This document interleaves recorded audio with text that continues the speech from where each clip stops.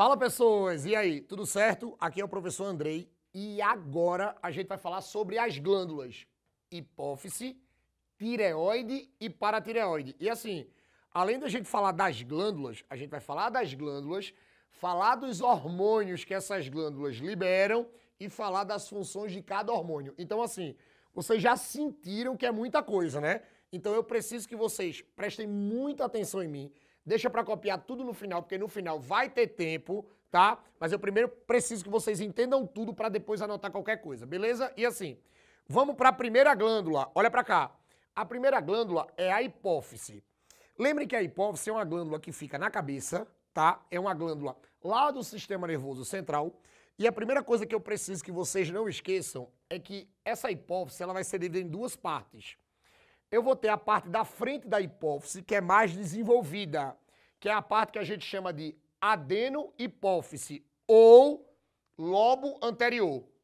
Sendo que eu vou ter a parte de trás da hipófise. A parte de trás da hipófise é o que a gente vai chamar de neurohipófise ou lobo posterior, tá? Então você vai ter, olha, a danada da hipófise anterior e você vai ter a hipófise posterior, ou como a gente chama, adenihipófise ou neurohipófise. Aí veja o que é que vai acontecer. A parte da frente, que é chamada de adenohipófise, ela é uma parte que vai produzir, armazenar e secretar hormônios. Ei, produz, armazena e secreta. Se liga nessa trinca, tá? Produção, armazenamento e secreção. Aí tu vai dizer assim, tá, Andrei, mas produz o quê? Secreta o quê? Olha pra cá. Quando você trabalha com a adenihipófise, a gente vai trabalhar da seguinte maneira. A adenihipófise vai produzir o hormônio prolactina, vai produzir, armazenar e liberar os gonadotróficos, os tireotróficos, adrenocorticotróficos e o somatotrófico. Aí vamos por parte.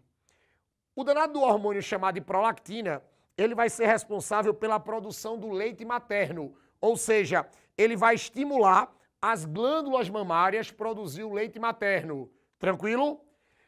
O gonadotrófico ou gonadotrofina são os hormônios que a gente vai chamar de FSH e LH. Hormônio folículo estimulante e hormônio luteinizante. Esses dois hormônios gonadotróficos, eles vão trabalhar estimulando o trabalho das gônadas. Aí o que é que vocês não podem esquecer?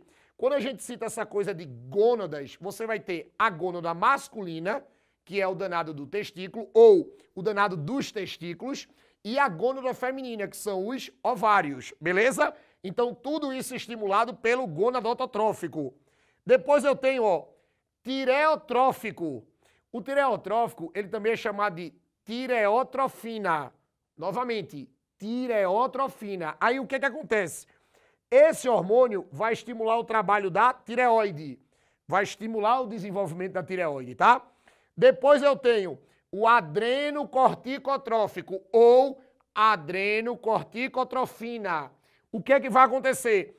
Esse hormônio vai estimular o desenvolvimento das glândulas suprarrenais, que são glândulazinhas que ficam acima dos rins, tá? E por último eu vou ter o somatotrófico ou somatotrofina, ou como a galera chama de GH, que é o hormônio do crescimento. É o hormônio do crescimento. Então, quando a gente fala de hormônio do crescimento, a gente lembra do somatotrófico ou somatotrofina. Agora você vai dizer, tá, acabou a hipófise, né? Não, isso é só a primeira parte. Ei, isso é só a parte anterior. Vamos para a parte posterior.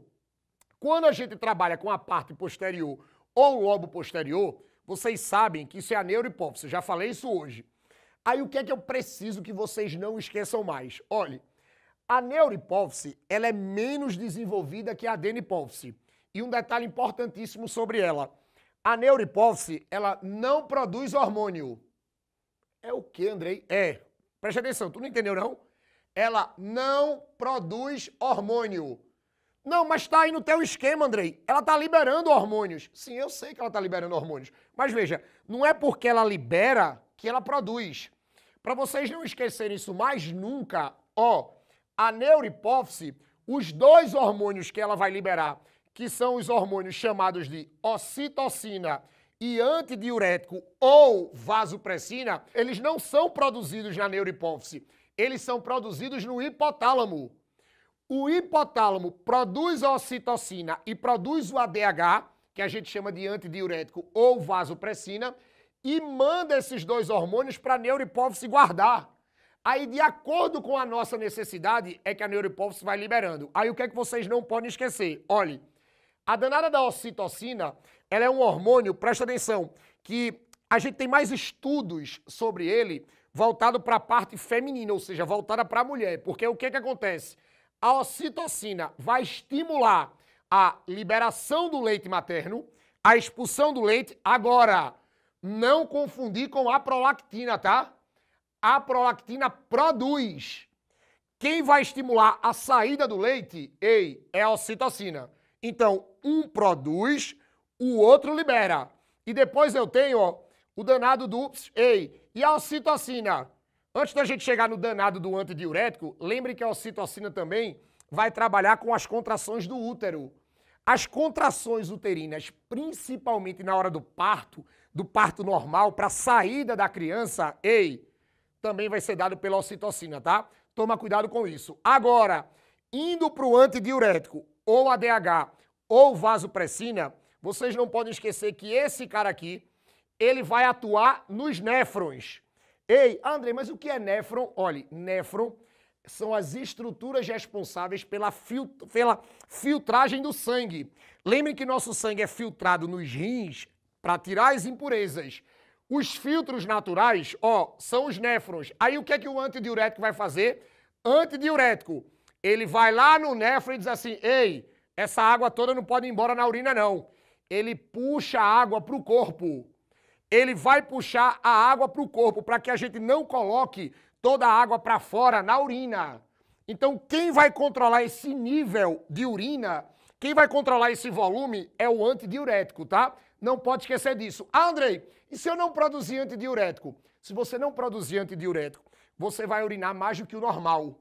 Você urinando mais do que o normal, com um volume muito grande, tu corre um grande risco de desidratar. Sabe como é o nome dessa doença? Diabetes insípidos. Diabetes insípidos. Andrei, mas tem alguma coisa a ver com a diabetes do açúcar? Nada a ver. É só uma coincidência do nome. A diabetes insípidos é falta de ADH.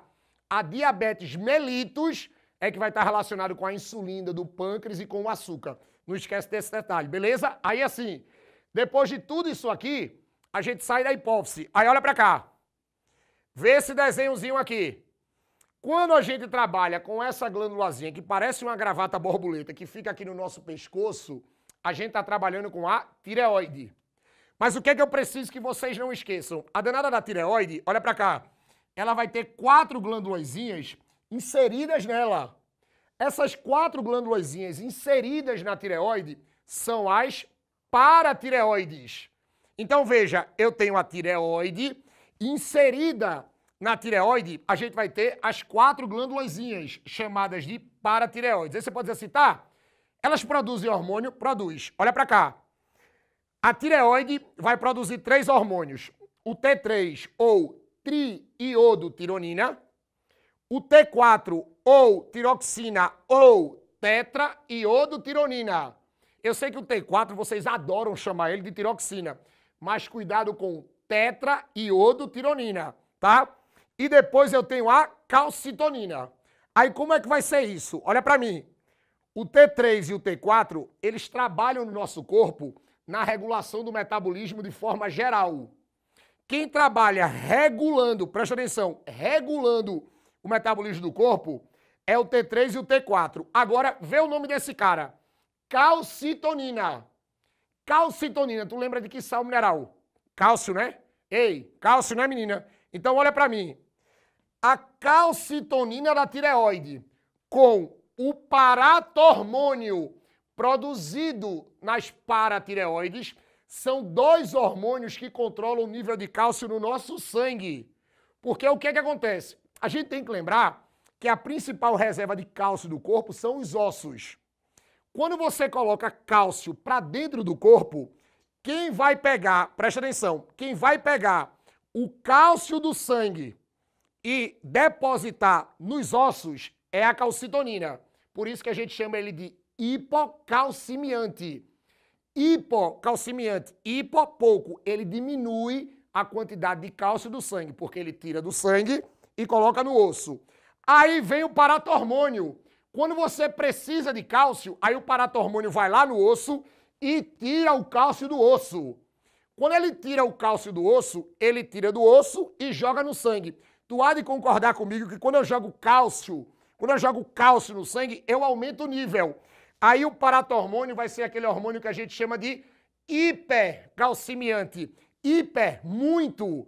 Ele tira do osso, joga no sangue, aumenta o nível de cálcio no sangue. Hipercalcemiante, tá? E assim, lembrem, viu? Problemas na tireoide por falta de iodo pode gerar aquela doença que a gente chama de bócio, beleza? Então, resumindo, falou da hipófise, você tem todo esse esquema aqui. Falou da tireoide e da paratireoide, ó, você vai ter esse danado desse esquema aqui. Gostou, né? Quer tirar uma foto? Vou sair da frente para tu armar aí o teu esquema, tá? Valeu!